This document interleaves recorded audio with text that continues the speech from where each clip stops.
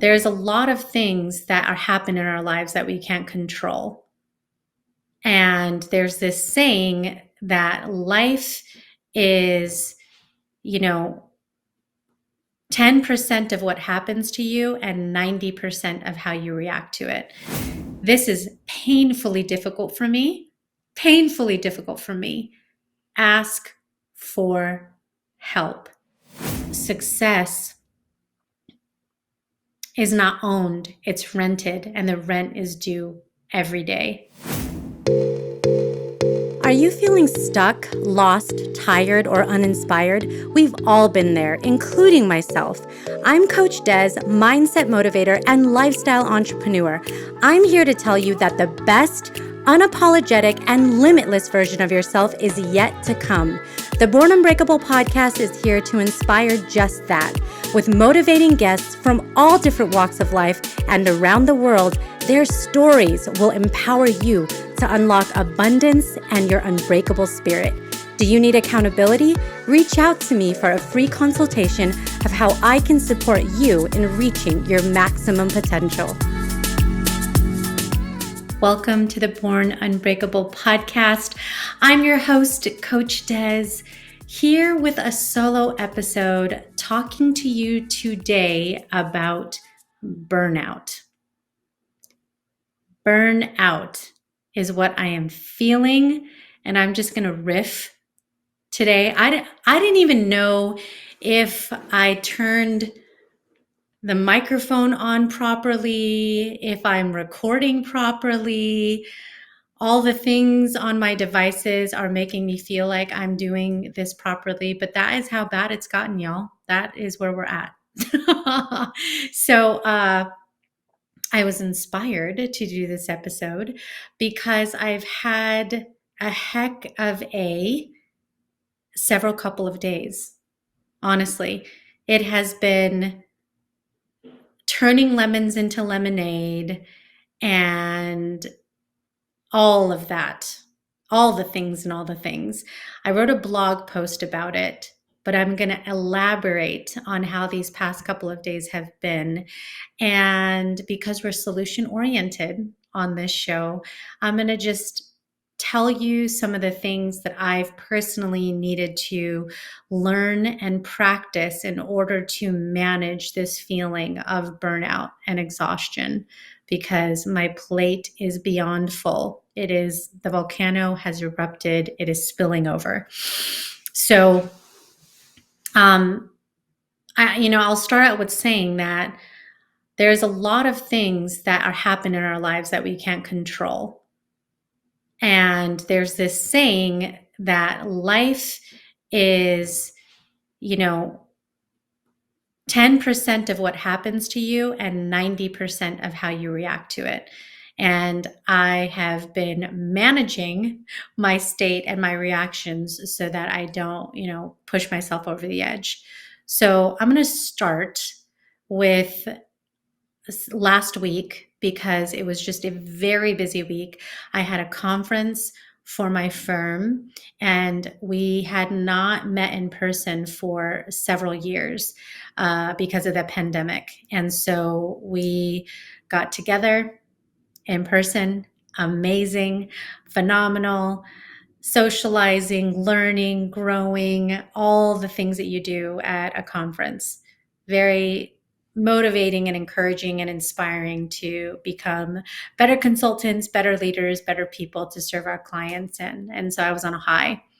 However, in order for me to participate in most of the conference, I needed to take a red eye to my client that I had a meeting in Michigan for on Friday. And so, yeah, red eyes are a joy. I was going from Las Vegas to Michigan, and I was going to Detroit, picking up a rental car, needing to drive to my client. On the plane, I was sitting in a middle seat between two large people. And so it was uncomfortable. It is what it is. So I had to lean forward and do whatever I needed to do so I wasn't disrupting the people next to me, but attempting to get some level of sleep. That obviously was poor sleep because when I arrived to Detroit, at this point it was almost 6 in the morning and I was exhausted, dead tired. I go to the rental car, couldn't want to get in that thing fast enough to drive to my hotel. When I get to the rental car, which, oh gosh, it just reminds me I need to call the travel agency. Okay. Note to self, call travel agency. The travel agency booked the rental car incorrectly. So the dates were wrong. Therefore, I had no reservation. So it took me longer to figure out a new reservation, get a car, got a Jeep, which I didn't need, but it was fine. Get in the Jeep, drive an hour and a half to my hotel, trying my best to stay awake. It was miserable. I get there to discover that my hotel is canceled because I didn't check in by 2 a.m. So that was horrible. And I didn't know that was a thing. You're supposed to call, apparently. It was a Hampton Inn, by the way, if you are going to come in after 2 a.m. The system scans, cancels your reservation. It was Michigan football week. So the block of rooms that they had remaining were required a 2-night stay, a 2-night booking, and they jacked up the price to $300 per night. It's usually about $125. So the cost for me to stay would be $600 plus tax, which is absurd because I only needed the room for 2 to 3 hours. Long story short, I did not pay that absurd amount of money for just a couple of hours. I got ready in the hotel lobby bathroom, everything, the whole 9 yards, toothbrush, face wash, wipes, everything, curling iron, hairspray, the whole nine. Okay. I'm going to an important executive client meeting and I need to look put together, on point, delivering my best consulting skills. So the lemonade out of that story was that the meeting went well. Everything else, shit show. Okay. Hot mess. And, luckily on the way home, it wasn't too bad. Made it home safely, got to go to the Delta Sky Club, have a glass of wine, all the things. You know, after that experience, the next couple of days, it just kept on coming. I'm in the middle of purchasing an investment property, and the amount of work it is in this market to do that is insane. This is my fifth time purchasing a property, so it's not my first rodeo. It is always rigorous. This is extra rigorous. Like, hey, we need this document from 2008, go back into the archives, all kinds of fun things. And so I spent my weekend with family visiting, doing, that kind of exciting stuff. And then the next day, I had some less than ideal things happen at the property that I'm selling that I had to take care of immediately. And so I am spending money left, right, up, down, sideways, all kinds of money. And it's very expensive. And it's just a lot of stress. And so, I'm at this point, after these couple of days, I'm tired. I am behind on work because I'm doing other things that are taking up my time, like loan documentation and dealing with payments and situations with the other property. So real estate is consuming majority of my time, and I'm not getting to, I made a list. In fact, if for those of you who are on YouTube watching this interview, I have a list that is full list of to-dos, and there are not a lot of check marks. These are all the things that I had planned to do over the last couple of days, and they got completely delayed. Okay. And then I walk into the work week, and not only do I have these to-dos that I'm like urgently needing to get to, but I walk into a slew of new clients. I'm blessed. I'm incredibly blessed to be busy. As a senior leader, you have to take on things that other people can't take on, and you roll with it and you rise to the occasion. And that is exactly what I was doing. So at this point, I feel overwhelmed, completely just in disarray. On top of all of this, I am writing a book, which I've talked about if you've been paying attention to previous podcast episodes. And so that requires time and energy, just like anything else. You make a commitment to do something and you need to do it. And I'm behind on the activities, but I make it an intention every week to make sure that I'm on the calls, because the calls for my Author Accelerator program are phenomenal and beyond its value. Such a tremendous experience. If anybody out there is looking for a writing coach, boy, do I have one for you. So just reach out to me, des@unbreakable.com, or DM me, and I will connect you to the best coach ever on the planet. So anyways, after my rant of all these things that have been going crazy in my life, what am I doing about it? What am I doing about it, right? That's what we want to get to. But I just want to pause and get a little empathy. If you're listening, can you relate? Have you had those days, series of days, or week that has just been a doozy, where everything is coming up that you need to take care of? Things are piling up and you are just burning the candle at both ends, wanting to satisfy every person that you feel that you have any kind of obligation to, and not wanting to disappoint yourself. If you can relate to that, then this episode is definitely for you, because here we are together figuring out what we want to do about it. And the first thing that I recognized is needing to take a step back and figure out what it is you need to say no to. I am a serial people pleaser. It is very difficult for me to say no until I get pushed. And this is one of those times. I'm realizing that if there's one more thing that comes my way and I don't say no, that would be my own fault. So that is point number one. The next point that I would make, this is painfully difficult for me. Ask for help. I cannot even tell you how painful it has been for me to ask for help, but my partner, Aaron, has had to remind me multiple times, and I'm so grateful because he has come in clutch when I need him.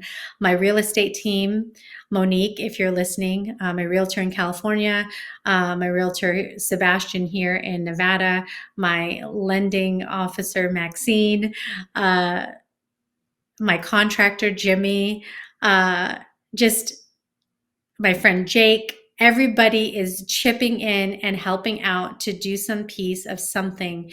And I need to accept it, embrace it, be okay with it, appreciate it, and move on, and not get so up in arms and emotional, because I struggle with that. I am just used to doing the things myself. So, lesson learned, Des. The other thing is, sometimes you need to call an audible. You need to call a timeout and take a breather, do whatever it is that you need to do to get back to center. If that is working out, if that is meditation, if that is turning on a show just so you could do something a little bit mindless that slows your heart rate, gets you to calm, do it. Do it. It's not worth exploding on anyone, having an attitude with other people, getting angry unnecessarily, getting frustrated, crying, those kinds of things in a heightened state of emotion. I think it's okay to, go through that emotion, but to stay in it and live in it is unhealthy for you, and it's unhealthy for the people around you. So if you're at that point where you're at your wit's end, that's when you pull in your toolbox and recognize when you're getting a little sassy and you need to take a step back. The other thing I would say is have that support system. That's where those good friends, colleagues, family members that you could confide in, and they can be there to support you, listen to you, encourage you. It helps to keep you in a positive mindset. I can't say enough about how people around me are getting sick because of stress, health challenges, mental health. We have to take care of ourselves. We have to take care of ourselves. And that includes, making sure you eat, making sure you sleep, making sure you rest your body and give yourself a break when you need to. And it's just so vital. The other thing I would say is to allow yourself to recognize that there is light at the end of the tunnel, and there is another day. It's important to look forward and think about the things that you're looking forward to. When you're in the rut and it just straight up sucks, sometimes saying, today these things didn't go right. I am grateful for these other things that did go well. Like my family was in town during all of this, and that is one thing I feel so incredibly grateful for, is that I got to spend time with them in between all the craziness, and it meant a lot because I don't get to see them all the time. So that was really special to me. And I wish I could have spent more time, but I'm grateful for the time that I did get to spend. So have gratitude and look ahead to all the wonderful things, and keep in mind the bigger picture of why you're doing what you're doing. There are days when you want to give up. I can't even tell you how many times in this process of writing a book where I'm like, seriously, this is too much work. Or in the middle of these real estate transactions in this market that's very challenging, to just say, you know what, never mind. This is just too much. We could do that with anything that becomes more difficult than we want it to be. But you come back to your why. Why is it that you're doing what you're doing? What's the purpose? Who is it serving? What is your intention? Why are you waking up and doing it every day? Is it worth it? Is it worth it? When I come back around to ask myself those questions, it's absolutely worth it. It is worth those challenging points of me writing my book, because I know it is going to help people overcome their self-limiting beliefs, become unapologetically who they want to be in this world, and it's going to change their lives. So yes, it is worth it. It is worth it. These investments that I'm making to be able to have a property that has versatility to do events and to give people a beautiful stay, to help people and leave a legacy by growing wealth, generational wealth. Is it worth it? Absolutely. Absolutely. I appreciate these moments when I think about coming off of the Summit of Greatness. There was a couple of episodes ago, I gave a summary about the Summit of Greatness.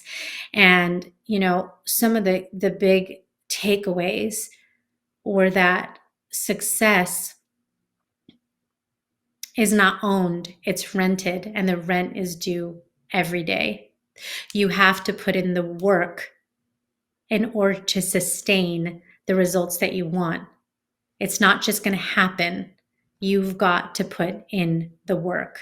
Consistency is vital. Discipline is vital. So even in those moments when you want to give up, you fight, you fight, you fight, right? So this episode is about burnout, managing your state, getting to a better state, recognizing when you're at that point when you need to take a break and say no and check your boundaries and ask for help and meditate, take care of yourself. But it's also to say,